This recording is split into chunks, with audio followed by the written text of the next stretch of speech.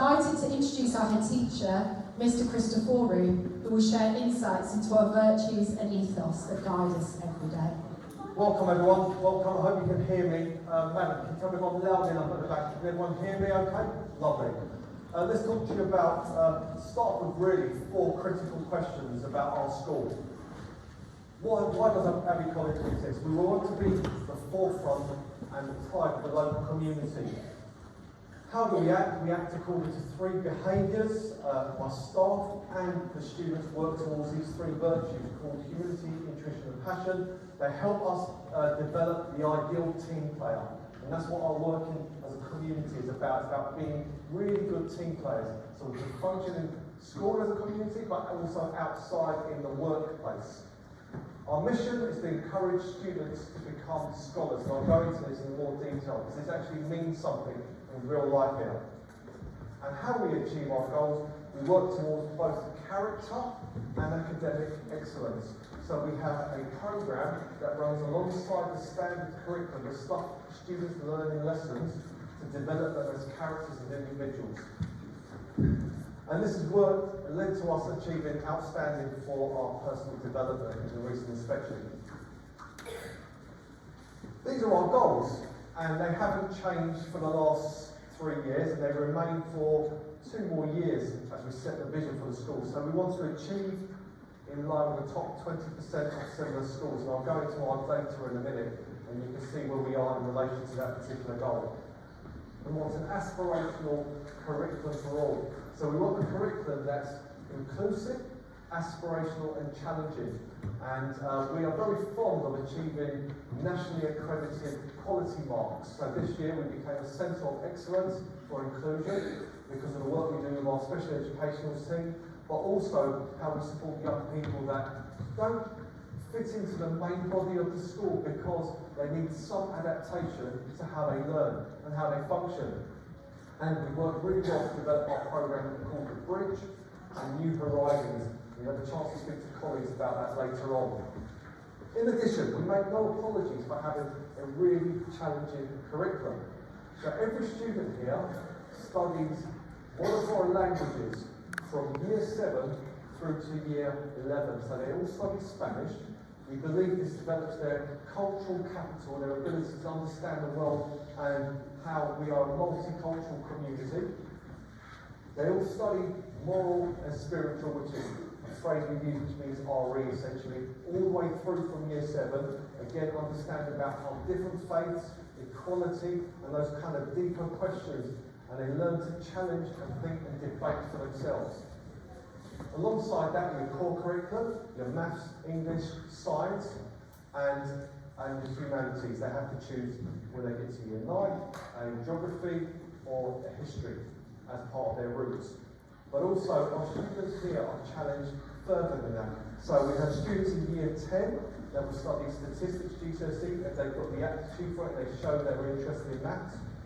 Alongside that, we've got students that study further maths GCSE.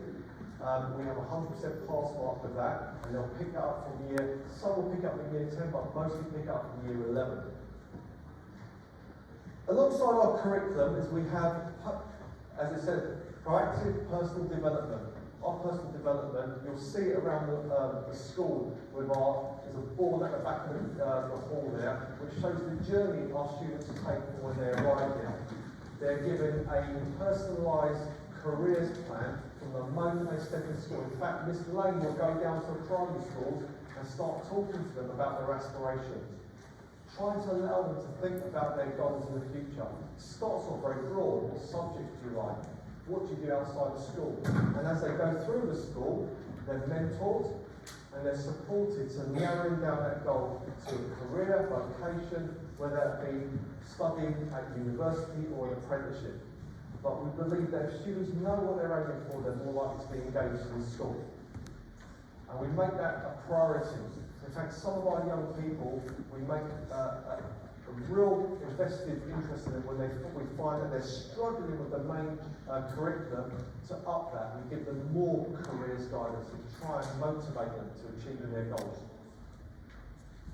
In addition to that, all students will have a curriculum, as I said, developing their character. And this runs through the school, and I'll talk to you about the virtues, but also they have a social studies curriculum where we'll cover things like personal safety, through to safeguarding, through to how to make relationships, through to sex education and relationships, and also understanding faiths and communities, how they function.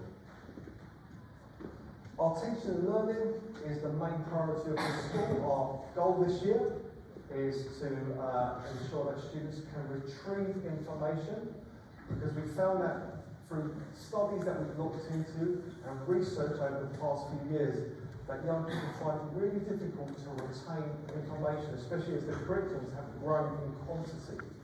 And we've made a real investment in trying to help young people remember what they've been taught over 3-year GCSEs. So let's just talk about our school. We're very simple. We believe in very simple systems. Everything's around 3s. Everything comes in 3s. Our virtues, humility, inclusion, and passion. Our rules are equally in 3s. Really respectful and responsible. We feel that no one can argue with those. They're real standard things. Let's just be ready for our lessons. Turn up with the right equipment and be there looking like we're happy to learn and ready to take on board what the teacher is about to impart.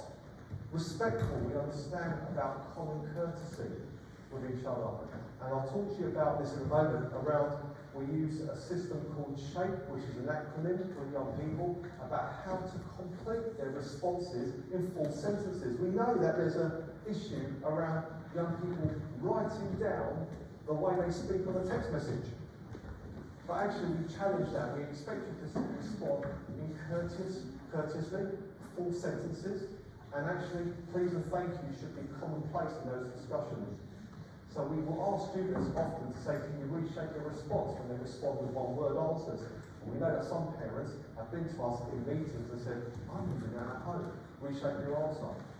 It's a really powerful tool. It works, helps develop our relationships with young people. And responsible, we encourage students to take responsibility for what they do. So just this year, for example, in here, following the student voice meeting I had with Miss Noble and I and some young people about what they wanted to do in terms of upgrading their eating facilities. And they asked for tablecloths and plants. This is the dining hall now as well.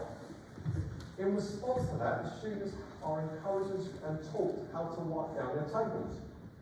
Because we feel that this is a skill for life. This is about working as a community and being responsible for yourself. So our young people will wipe down their tables when they finish. And this is about understanding how families and communities work together. We sit round, we talk to each other at meal time, and we understand that value of being a family. As I said, very simple behaviour policy here. Students are asked, told, and if it continues, if there's disruption, it continues, the students are removed to another classroom and they're inspection. It's that simple. And it works. So we don't accept any disruption in classrooms, and we ask teachers to respond to that, so the students that remain are there, they're ready to learn and happy to learn. Routines are absolutely vital to everything we do.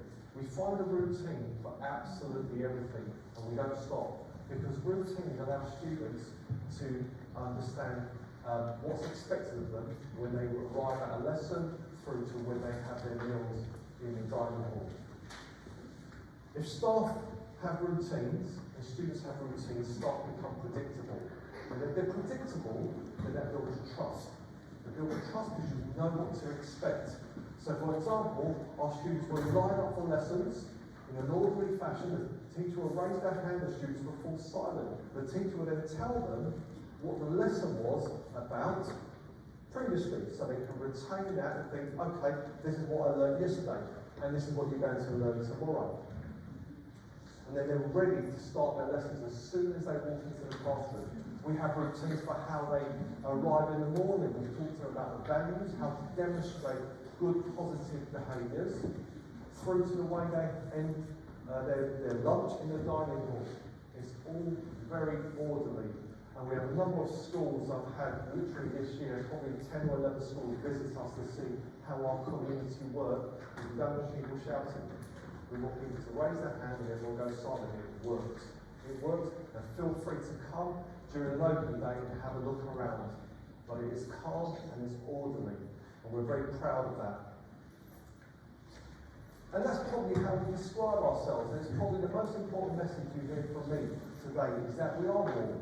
We are absolutely warm. There are great relationships. In fact, if you come in here in a lunchtime or break time, you'll see students sitting around tables, talking. They'll be playing Uno, chess, eating their lunch at the same time. It's noisy because they're really engaged and enjoying themselves. But we're also strict. We're very clear what we expect of young people. Because we know that is the foundation for learning. If you want good learning, you need to make sure we understand this is a place for learning. And actually, the last 2 years we've become oversubscribed, and next year going forward we'll be oversubscribed. And the thing is, for me, is that we don't take this for granted. We know we have to continuously develop these relationships with our people. But I suppose sitting there, the question you need to ask is this the school I want to send my child to? Because that's what we are. We're warm, but we're also strict. So it's a choice. And if this is not the place for you because you think I don't want it to be in that environment, then it's not the place for you. But we know it works. Often know it works. Other schools have come to see us and know it works. And the results speak for themselves. And we're really proud of that. Our young people are wonderful young people that will talk to you with absolute confidence about what they've learned and what they've succeeded in our school.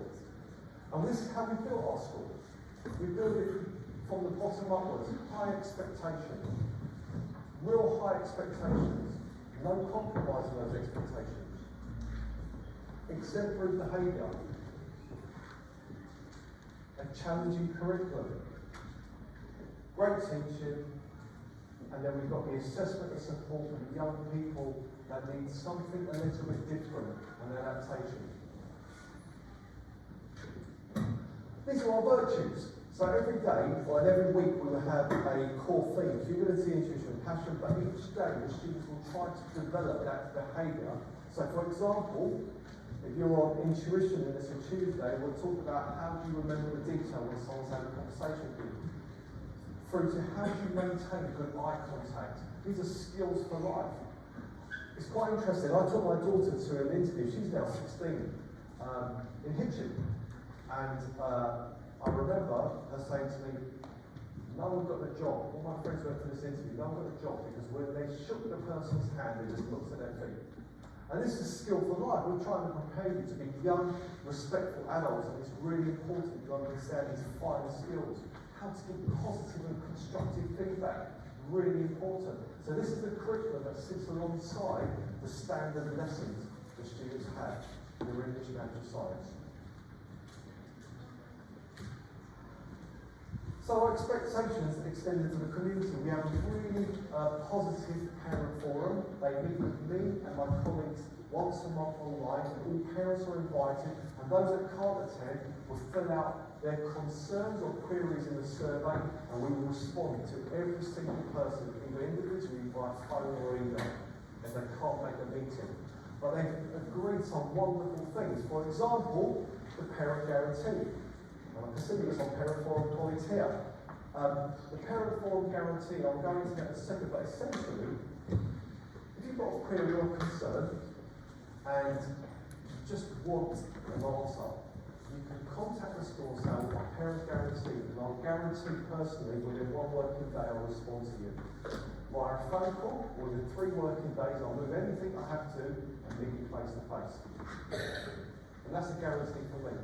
I'm not sure what other schools do in response to that, but I'll bypass every complaint system and do that, just to make sure you feel heard. We centralise our communication. I try my best, I promise you, every day to limit the amount of communications that come out from the school. We try to send everything out on a Friday in one electronic bulletin. There are the occasional things that come out not from us, but via us from the local authority, and they come out, as they come out, we send them out. But on the whole, we try to send everything in one place. And you can peruse it, it's quite easy to navigate. You can see it on the phone, but it's called the weekly update. And that's the parent full guarantee. You'll see this passed on the bulletin, you'll see it in reception, and this is a guarantee that you'll get this. So within one day I'll contact you within 3 working days. I'll meet you if you need to. So let's talk about our sixth form. Let's start talking about results and the achievements. You can see that our A-level results, for example, have gone up since 2023. They've gone up annually. Every year they've gone up. In fact, over a quarter of our students get an A or A star at A-level. I think that's something to recognise. And let's talk about the GCSEs. So we miss out the kind of COVID years, because the COVID years there were what we call teacher assessments. So nationally those were all inflated, and then there was a kind of what they call standardisation, where they bring everything down to try and get them in line with pre-COVID levels. And you can see the basics is what students get at grade 4 in English and Maths. It's the standard result that you need to get into most level 3 courses at college or post-16. This year, you can see our increase. This year we've got 74% and 65% is the national average, so we're well above the national average. In grade 5 in English and Maths, the national average is 45 and we've got 51 this year, and again they've increased year on year. And this one I'm really proud of. This is because our students all take Spanish as a core subject here.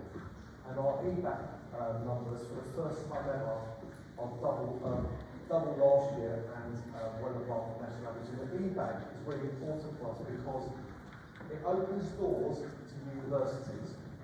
The best Russell Group universities all want students to have at least a language at GCSE. So if you do that early, then it's in the bank and you're good to go. You study your A-levels and then you can move on to a really good university. That is limited. And national GCSE results in 2024, you can see for grade 4 and above in English, 71% is the national result, with 20% above the national in English. That puts us in the top 5% of similar schools nationally. I mean, we're blown away from how English work team performed here. And in fact, one of the main reasons is that we pick up on reading really, really early. So our young people that have a reading score or age lower than their age expectation are intervened with on our learning support team. And they're in there, and this year is the first year 100% of those students have made progress in their reading ages, and we're really proud of that because it opens the doors for everything. Reading is really important, and we've reopened this year for the first time in 5 years our school library. And that's in-house with the thanks of the parent forum that gave us a small donation to help us with books as well for that. At grade 5 and above for English, I mean, that there is amazing. There are 80% of our students getting grade 5 and above in English, which is well above national averages. Again, in the top 5% of similar schools. So we're really proud of how our English team has performed. But I want to show you, all the green dots on each of these graphs are the national results for every school in the country. The blue line is the national average, and the red dots are us. And that's how we performed in English at grade 4, in Maths at grade 4, in English and Maths at grade 5, and in grade 5 in English you can see well above the national average blue line. And every school is represented there. So we're really proud of how they've done. And it just shows you the significance of the students here achieving that basics, that English and Maths, which will open the door for you for whatever you want to study. And you can take it for granted our students will do very well here and they will achieve.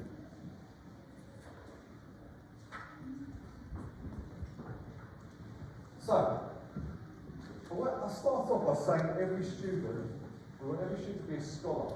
That means we want every young person to find what they absolutely love and can do brilliantly at. And there's usually one thing that every student loves, their favourite subject, they think, I just want to be brilliant at that. So we've tracked this. If we're going to make everyone a scholar, they've got to achieve at least a grade 7 to 9 in that subject. Be that catering, be that textiles, be that maths, be that English, whatever. at least one. And you can see 11% of our students got 79 in all their subjects. It's now 19% in 2024. So that's every single subject they take, all 12, hit a 79. However, this is the one I'm most proud of. 58% of our students of any ability, doesn't matter what they came in at from Key Stage 2 to our school, achieved at least one grade, one thing they were brilliant at grade 9 to 7. And that was 25% of 2018. So we're unlocking the doors to those young people finding what they're brilliant at, and they're achieving it. Because that there is nearly, well, more than twice the amount when we started this journey. So absolutely everyone is great at something, and everyone can be a scholar here. And it's all about teamwork. Over to you, madam. So thank you very much. And